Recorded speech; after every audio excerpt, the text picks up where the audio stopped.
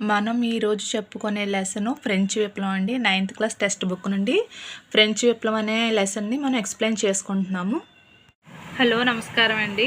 ఈరోజు 18వ శతాబ్దం చివరిలో ఫ్రెంచ్ సమాజం 1774లో బోర్బన్ రాజుల కుటుంబానికి చెందిన లూయి 16 ఫ్రాన్స్ సింహాసనాన్ని అధిరోహించాడు.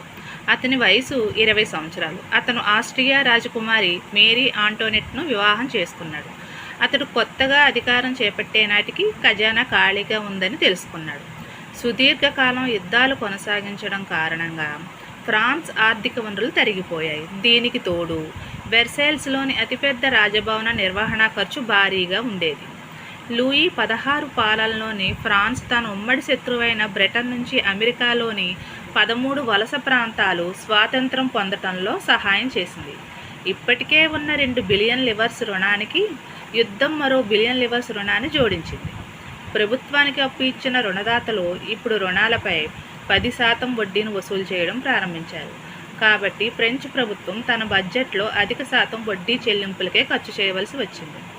సైన్య నిర్వహణ, న్యాయ వ్యవస్థ, ప్రభుత్వ కార్యాలయాలు, విశ్వవిద్యాలయాలు వంటి వాటికి అయ్యే ఖర్చుల కోసం ప్రభుత్వానికి పన్నులు పెంచక తప్పింది కాదు. అయితే ఈ చర్య కూడా సరిపోలేదు.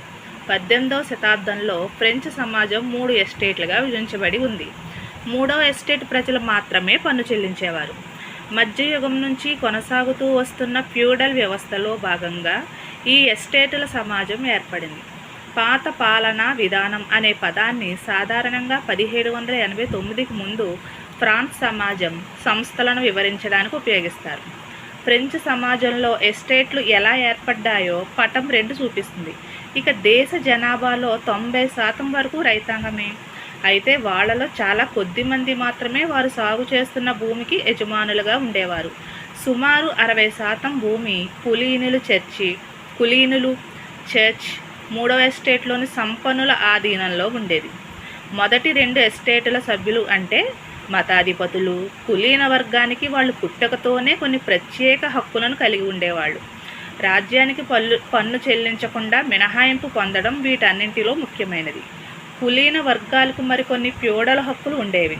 దీంట్లో రైతాంగం నుంచి వసూలు చేసే ఫ్యూడల్ పన్నులు రైతులు ప్రభువుకు సేవలు అందించడం, అతని ఇంటిలోనూ పొలంలోనూ పనులు చేయడం, సైన్యంలో పనిచేయడం, రోడ్లు నిర్మించడంలో పాల్గొనడం వంటి పనులు ఉండేవి. చర్చ్ కూడా రైతాంగం నుంచి తన వాటాగా టైత్ అనే పన్నులను వసూలు చేసేది. చివరకు 3వ ఎస్టేట్ ప్రజలందరూ ప్రభుత్వానికి పన్నులు చెల్లించాలి. వీటిల్లో టెయిలే అనే ప్రత్యక్ష పన్ను నిత్యావసర వస్తువులైన ఉప్పు, పొగాకు వంటి వాటిపై విధించేవారు. ప్రభుత్వ నిర్వహణకు అయ్యే ఖర్చును 3వ ఎస్టేట్ భరించవలసి వచ్చేది. ఇప్పుడు దీనిపై వచ్చే క్వశ్చన్స్ చూద్దాం. 18వ శతాబ్దం చివరిలో ఫ్రెంచ్ సమాజం అనే పారాగ్రాఫ్ చదువుకున్నాం కదండి. దాని నుండి 29 బిట్లు వచ్చాయి. అవేంటో చూద్దాం.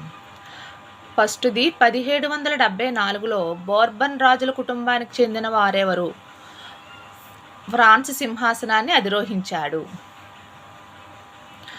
ఎవరంటే 16వ లూయి ఫ్రాన్స్ సింహాసనాన్ని అధిరోహించాడు. అతను ఏ రాజుల కుటుంబానికి చెందినవాడండి? బోర్బన్ రాజుల కుటుంబానికి చెందినవాడు. ఫ్రాన్స్ సింహాసనాన్ని అధిరోహించే నాటికి 16వ లూయి వయసు ఎంత? 16వ లూయి వయసు 20 సంవత్సరాలు. ఆస్ట్రియా రాజకుమారి మేరీ ఆంటోనెట్ను ఎవరు వివాహం చేసుకున్నారు? 16వ లూయి. 16వ లూయి అధికారం చేపట్టే నాటికి రాజ్యం యొక్క ఆర్థిక పరిస్థితి ఎలా ఉంది? ఖజానా ఖాళీగా ఉంది. 5వ బిట్టు, ఎందువల్ల ఫ్రాన్స్ రాజ్య ఖజానా ఖాళీగా ఉంది? ఎందువల్ల అంటే సుదీర్ఘకాలం యుద్ధాలు కొనసాగించడం వల్ల, వెర్సైల్స్లోని అతిపెద్ద రాజభవన నిర్వహణ ఖర్చు భారీగా ఉండడం వల్ల ఫ్రాన్స్ రాజ్య ఖజానా ఖాళీగా ఉంది. 6వ బిట్టు, 16వ లూయి పాలనలో ఫ్రాన్స్ తన ఉమ్మడి శత్రువైన బ్రిటన్కు బుద్ధి చెప్పడానికి అమెరికాకు ఏ విధంగా సాయం చేసింది? అమెరికాలో బ్రిటన్ ఆధీనంలో ఉన్న 13 వలస ప్రాంతాలు స్వాతంత్రం పొందడంలో సహాయం చేసింది ఫ్రాన్స్. 7వ బిట్ అండి, ఫ్రాన్స్ బ్రిటన్తో యుద్ధం చేయడం వల్ల అమెరికాకు సహాయం చేయడం వల్ల ఏం లాభం పొందింది? లాభం ఏం పొందలేదండి. ఎప్పటికే 2 బిలియన్ లివర్స్ రుణానికి యుద్ధం మరో బిలియన్ లివర్స్ రుణాన్ని జోడించిందంటే 3 బిలియన్ లివర్స్ రుణానికి చేరుకుంది. ఆ రుణంపై 10% వడ్డీని వసూలు చేస్తున్నారు. లాభం అయితే ఏం పొందలేదు, నష్టానికి ఇంకొంచెం నష్టం ఏర్పడింది అంతే. 8వ బిట్టు, ఫ్రెంచ్ ప్రభుత్వం తన బడ్జెట్లో అధిక శాతం దేని కొరకు ఖర్చు చేస్తుంది? వడ్డీ చెల్లింపుల కొరకు ఖర్చు చేస్తుంది అనమాట. మరి రుణాలు పెరిగిపోయాయి కదా, దానికి వడ్డీలు చెల్లించాలి కదా, 10% వడ్డీ, దానికోసం అధిక శాతం ఖర్చు చేస్తుంది అనమాట. 9వ బిట్టు, ఫ్రాన్స్ ప్రభుత్వం వేటి కోసం పన్నులను పెంచింది? సైన్య నిర్వహణ కోసం, న్యాయ వ్యవస్థ కోసం, ప్రభుత్వ కార్యాలయాల కోసం, విద్యాలయాలు వంటి వాటికి అయ్యే ఖర్చుల కోసం పన్నులు పెంచిందనమాట. 10వ బిట్టు, 18వ శతాబ్దంలో ఫ్రెంచ్ సమాజం ఎన్ని ఎస్టేట్లుగా విభజించబడింది? 3 ఎస్టేట్లుగా విభజించబడిందండి. 11వ బిట్ ఏంటంటే ఫస్ట్ ఎస్టేట్లో ఎవరుంటారండి? మతాధిపతులు ఉంటారు. 2వ ఎస్టేట్లో ఎవరుంటారు? కులీన వర్గం ఉంటారు. 3వ ఎస్టేట్లో పెద్ద వ్యాపారవేత్తలు, వ్యాపారస్తులు, న్యాయస్థాన అధికారులు, న్యాయవాదులు, రైతులు, చేతివృత్తి కళాకారులు, చిన్న రైతులు, భూమి లేని కూలీలు, సేవకులు ఉంటారన్నమాట. ఒక 14వ బిట్ వచ్చి 3వ ఎస్టేట్లో వారు ఎలా ఉన్నారు? కొంతమంది ధనికులుగాను, కొంతమంది పేదవాళ్ళుగా ఉన్నారు. 15వ బిట్, పన్నులు ఎవరు చెల్లించేవారు? 3వ ఎస్టేట్లో ప్రజలు మాత్రమే చెల్లించేవారు. 16, ఈ ఎస్టేట్ సమాజం ఎలా ఏర్పడింది? మధ్యయుగం నుండి కొనసాగుతూ వస్తున్న ఫ్యూడల్ వ్యవస్థలో భాగంగా ఏర్పడింది. 17వ బిట్టు, 1789కి ముందు ఫ్రాన్స్ సమాజం సంస్థల గురించి వివరించడానికి ఏ పదాన్ని ఉపయోగించారు? పాత పాలనా విధానం అనే పదాన్ని ఉపయోగించారు. 18వ బిట్టు, ఫ్రాన్స్ దేశ జనాభాలో ఎంత శాతం రైతాంగం ఉంది? 90% రైతాంగం ఉందండి ఫ్రాన్స్ దేశ జనాభాలో. 19వ బిట్టు, సుమారు 60% భూమి ఎవరి ఆధీనంలో ఉంది? ఎవరు ఆధీనంలో ఉందంటే కులీనులు, చర్చు, 3వ ఎస్టేట్లోని సంపన్నుల ఆధీనంలో ఉంది. 20వ బిట్టు, పుట్టుకతోనే కొన్ని ప్రత్యేక హక్కులు కలిగి ఉండి రాజ్యానికి పన్ను చెల్లించకుండా ఉండే ప్రత్యేకమైన హక్కు ఉన్నవారు ఎవరండి? ఫస్ట్, సెకండ్ ఎస్టేట్ల సభ్యులు. వాళ్ళు ఇంచక్క పన్నులు అవి చెల్లించక్కర్లేదండి. అంటే ఎవరంటే వాళ్ళు మతాధిపతులు, కులీన వర్గాల వాళ్ళకి చెందిన వాళ్ళు పన్నులు అవి ఏం చెల్లించక్కర్లేదు. అయితే 21వ బిట్టు, కులీన వర్గాలకు ఉన్న ఫ్యూడల్ హక్కులు వారి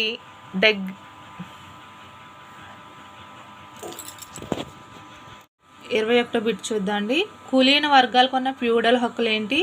వారి దగ్గర రైతుల యొక్క పరిస్థితి ఏంటి?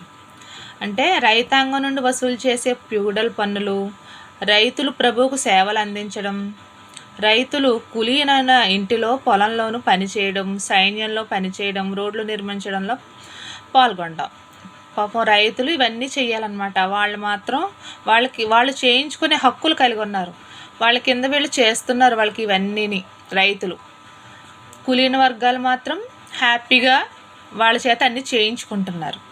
వాళ్ళకి ఆ చేయించుకునే హక్కులు ఉన్నాయన్నమాట, ఫ్యూడల్ హక్కులు. 22వ బిట్టు, చర్చి తన వాటాగా రైతుల నుండి ఎటువంటి పన్నులు వసూలు చేసేది? టైత్ అనే పన్నులు వసూలు చేసేది. అంటే చర్చి వసూలు చేసే పన్నులను ఏమంటారు? టైత్ అనే పన్నులు అంటారు. 23వ బిట్టు, ఏ ఎస్టేట్ ప్రజలు ప్రభుత్వానికి పన్ను చెల్లించాలి? 3వ ఎస్టేట్ ప్రజలు ప్రభుత్వానికి పన్ను చెల్లించాలి. 24వ బిట్టు, ఎటువంటి ప్రత్యేకమైన పన్నును నిత్యావసరాలైన ఉప్పు, పొగాకు వంటి వాటిపై విధించేవారు? టెయిలే అనే ప్రత్యక్ష పన్ను నిత్యావసరాలైన ఉప్పు, పొగాకు వంటి వాటిపై విధించేవారు. దాన్ని ఏమంటారు? టెయిలే అనే ప్రత్యక్ష పన్ను అన్నమాట అది. 25వ బిట్టు, ప్రభుత్వ నిర్వహణకు అయ్యే ఖర్చును ఏ ఎస్టేట్ భరించవలసి వచ్చేది? 3వ ఎస్టేట్. 3వ ఎస్టేటే పాపం అన్నీ భరించేవారండి. ఫస్ట్, సెకండ్ హ్యాపీగా ఏ పన్నులు కట్టకుండా, ఏ ఖర్చులు భరించకుండా ఉండేవారు అన్నమాట. 26వ బిట్టు, లివర్లు అంటే ఫ్రాన్స్లో ద్రవ్య కొలమానం. వీటిని ఎప్పటి నుండి నిలిపివేశారు? 1794వ సంవత్సరం. మనం ఇందాక చదివాం కదండి, అమెరికాకు సహాయం చేయడం వల్ల ఇంకొక $1 బిలియన్ లివర్లు అప్పు పొందింది అని. వాటిని 1794వ సంవత్సరం నుండి నిలిపివేశారంట.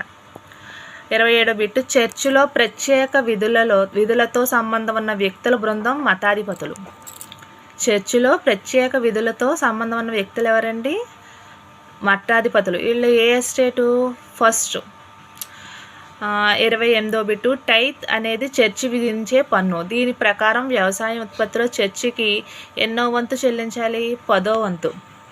చర్చి విధించే పన్ను ఏమో టైత్ అండి. దాని ప్రకారం చర్చికి ఎన్నో వంతు చెల్లించాలి? 10వ వంతు చెల్లించాలి. 29వ బిట్టు ప్రభుత్వానికి నేరుగా అంటే ప్రత్యక్షంగా కట్టే పన్ను ఏంటండి? టెయిలే పన్ను. టెయిలే పన్ను ప్రభుత్వానికి నేరుగా కడతాం అన్నమాట. మీకు ఈ వీడియో నచ్చితే నా ఛానల్కి లైక్ చేయండి, సపోర్ట్ చేయండి, సబ్స్క్రైబ్ చేయండి.